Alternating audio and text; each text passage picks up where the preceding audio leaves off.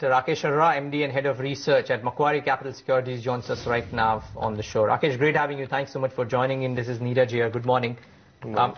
What's your base case now for the markets? Two key events which everybody was waiting for, out of the way. How would you approach the markets now? See, while these two events were a big risk, and now they have actually come out much more milder than what was expected. So I think the focus will be back on fundamentals, which is improving. The GDP forecast for FY14 have inched up to 4.8 to 5% now. Only 3 months back, most economists were pointing to 4% or below. So economy has recovered, largely driven by exports and a little bit help from rural demand. Going forward, I think the recovery will continue. We are forecasting GDP growth in FY15 to inch up to 5.4 to 5.5%. And once we have a stable government next year, probably the pace of recovery will pick up further in FY16. So with this kind of a recovery in GDP growth expected over the next 2 years, I think all reasons to buy market at all kind of dips. Rakesh, do you think the market would indeed give us that significant dip where we can see some retail participation as well coming back from now up until the general elections next year? See, I don't think there would be significant dips, but yeah, there will be volatility, associated with the market till we are, through with the general elections. So, 5-6% is the maximum possible dip that I can think of from the current levels. And most of the retail investors tend to focus more on mid caps, which haven't really risen as much. So there's enough scope for them to really buy those mid caps. But at the moment, till the time elections are out of the way, we are saying focus on large caps only. There are plenty of large caps and cyclical names which are yet to, go back to any kind of average levels that we have seen historically. Take the example of L&T. It's risen from around 700 to around 1,000 plus. But it is still trading at like 12 PE as compared to average PE of 17. So there's enough scope for these stocks to go up even from here on. Before we get worried about valuations.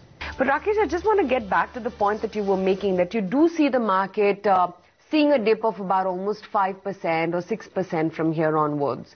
What could trigger that move? Do you think if the RBI were to come about and hike the interest rates all of a sudden, because a lot of skeptics are talking about as to how the RBI that this is not it and the RBI is going to hike rates eventually, because this is just sort of kicking the can down the road by leaving interest rates unchanged. Do you think that is going to be the trigger where the market would ease out somewhat?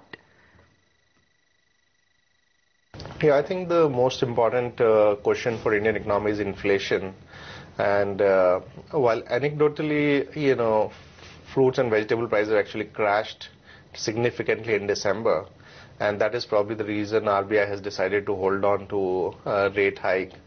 So until unless, inflation doesn't go down, I think that risk of RBI hiking interest rates is very much high. But also, I would tend to think that one need to keep an eye on US tapering too. If they get aggressive in the next few months, probably market can come under a little bit of pressure because of there would be outflows of money.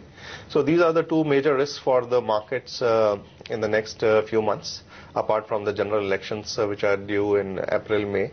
So there is going to be a little bit of uncertainty associated with all these three possible risk factors, and that can move the market up and down.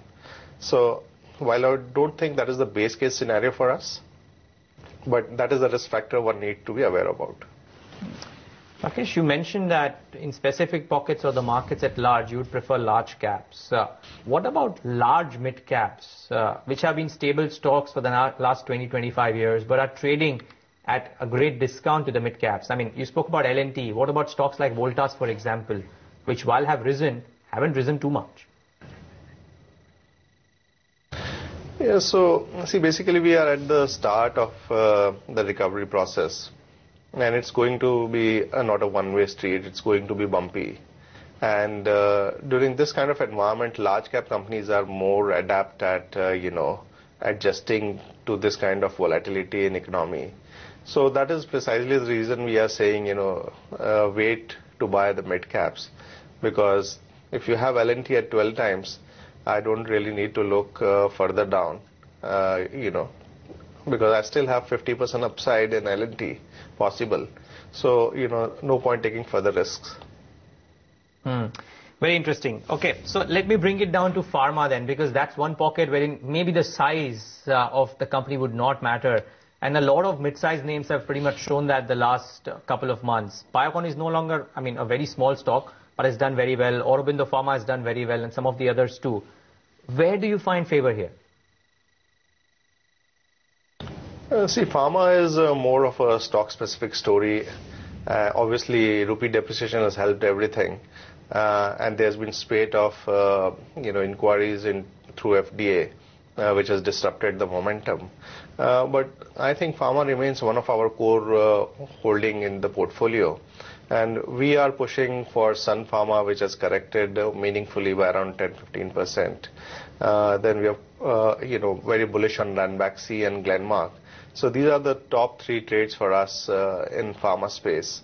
But obviously, investors who have stock-specific news can actually look at other ideas also.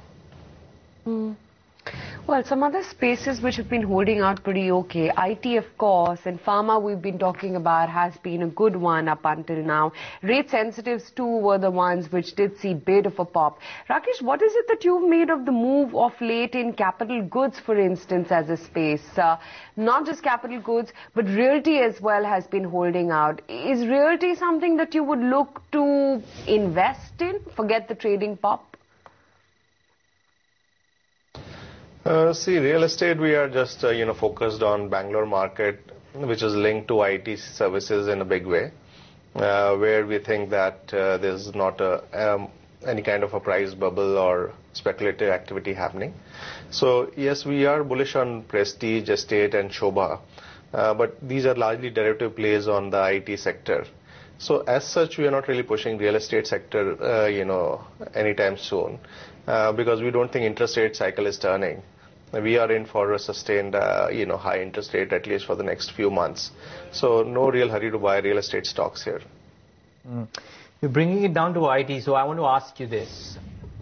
Do you buy IT, one, as a core theme? And two, within IT again, do you stick to large caps, which are trading an average 17, 18 times 1 year forward? Or would you look at certain mid caps, which have promising growth and might be trading at 10 to 12 times 1 year forward? Okay, so see, IT stocks have largely built in the gains of rupee depreciation. But remember that US economy is recovering, and that is why all this whole news of tapering, etc. is coming through. And in January results, we are expecting that IT companies should come out with clear guidance on how they are looking at the dollar revenue growth for next year. So that could be a positive trigger for these companies. I think looking at the whole Indian economy and the recovery, which is driven by exports, it is difficult to ignore IT at this juncture, and more so when the tapering risk is there and rupee can become weak again. So we think that one has to be, holding on to IT as a core, of their portfolio. Now coming to stocks, our preference is more for, TCS, etc., which are large cap companies. Because the differential that you mentioned between, say, TCS 17 times and, say, HCL Tech 12 times has continued for last 1 decade, and we don't think that is going to narrow down anytime soon. So it doesn't really matter much, but, in a volatile environment, I think TCS is a much better bet when you compare the risk rewards. Rakesh, what's the sense that you're getting about the index per se, though? I mean, we've seen that high of 64.15, but ever since then, the market has somewhat eased out. Do you think that would mark the ceiling from now up until the general elections next year, or do you think the market does have the potential of scaling much higher than that?